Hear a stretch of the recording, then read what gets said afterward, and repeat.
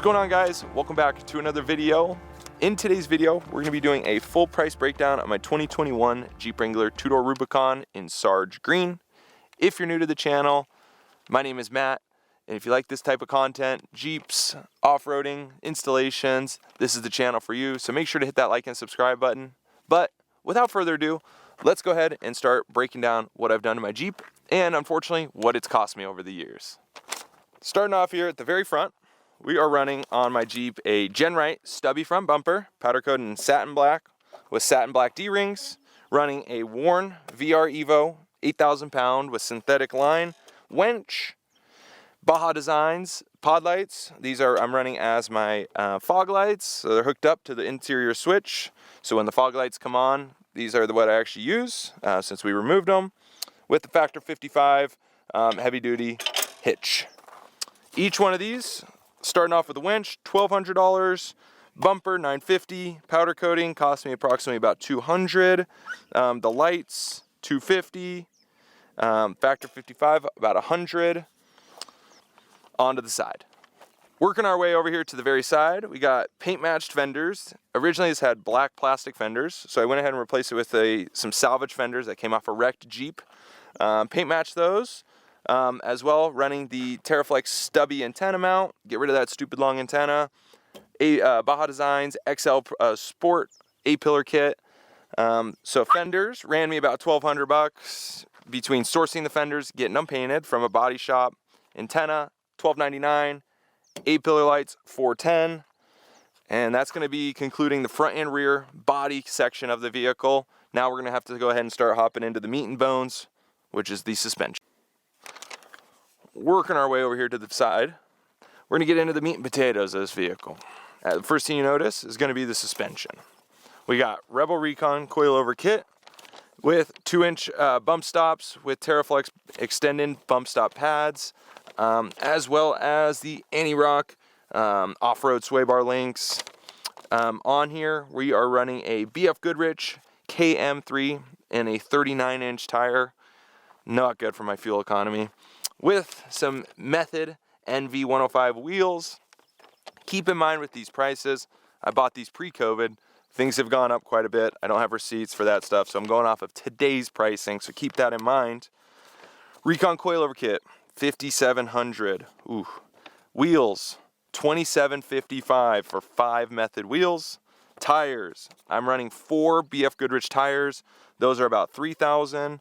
Plus the spare is a Nitto, which is $600. Working our way back down into here, the bump stop pads were about $40, and the anti-rocks were $56.99, so about $570 front and rear, so times that price by 2. Other than that, I can't really think of much more. I am running a Synergy high flex track bar relocation bracket, as well as their heavy duty track bars. Each one of the track bars is about $600.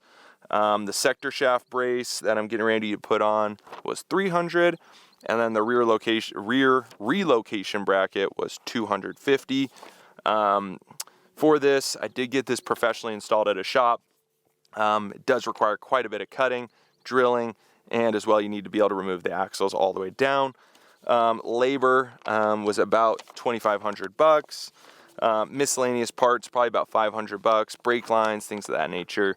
I think I got everything suspension related. We got a couple things that are under the car, and then that will be pretty much it as far as modifications so far. And then we'll hop into what's next for this big, beautiful green. Working our way under the vehicle, we got these big, beautiful TerraFlex long arms. This helps with the articulation once you get to coilovers. Got to chop off the old ones, install the new ones. These arms cost me $3,300. And once you go ahead and install long arms, you then get the luxury of having to install longer drive shafts. So I'm running Adams heavy duty drive shafts. Those times 2, got to get front and rear, $840 a pop, so that leaves you about just under $1,700. And if you're like me and don't have a shop, you got to go ahead and take this to a shop to have them cut the old brackets and install the new drive shafts. That labor, $3,300, almost as much as the parts themselves. Up here at the very top, as you can see, this isn't your factory soft top. I'm running the Sun Top soft top. This is like their fastback look, which I really like. Super versatile, super easy to remove. Oof, what did this one cost me? 990 bucks for this. And then, as we hop down here, got to be able to carry this 38. So we are running the TerraFlex heavy duty tire carrier. And that one was 300 bucks, not bad. However, when we go over what's next, we'll get into a little bit more about how we're gonna fix some of this stuff up and make it a little bit more reliable. I think I've covered everything that's currently installed on the vehicle. So, drum roll please. Altogether, I've spent on modifications to this car, rounded up with today's pricing here in 2025, $29,000. Yeah, when I was totaling these up at home, yeah, put a pit in my stomach that I've spent that much on this car. The car itself was about $52,000. I bought it in the middle of COVID. So $52,000 for the car, about $30,000 for the parts. You would think I'm rocking about an $80,000 car. However, it's probably worth like 20. So lucky me. However, let's go ahead and talk about what's next. Done a lot. Still a couple things I want to do to go ahead and kind of touch it up, make it a little bit better. Starting off with underneath the car is going to be the axles. Currently running just the stock Dana 44 axles that come with the Rubicon. However, I am going to regear it. I would like to put 513 gears, help with fuel economy, also kind of keep engine temps down, things of that nature. Rear bumper is still the stock plastic bumper. I want to go ahead and get it matched up to this nice Genrite bumper, front and rear. I like the look of it. I think it'll look a little bit better. On the rear tire carrier, I just have the heavy duty tire carrier. I need to go ahead and get the heavy duty hinge mounts as well from TerraFlex. It's like another 1,200 bucks. That'll help finish up supporting that. It's kind of flops around a little bit. Yeah, I know, terrible. And then last is just the stock sound system. This Jeep came with the 7.4 head unit and then no subwoofer. So I want to go ahead and get some better tweeters, better head unit, as well as get some subs installed. And that's pretty much it. Done a lot. Just a few things left to do to go ahead and tidy this thing up. It's pretty much almost done. If you like this content, or if you want me to go into more depth about what I've done or what I'm doing with the vehicle, feel free to leave me a comment.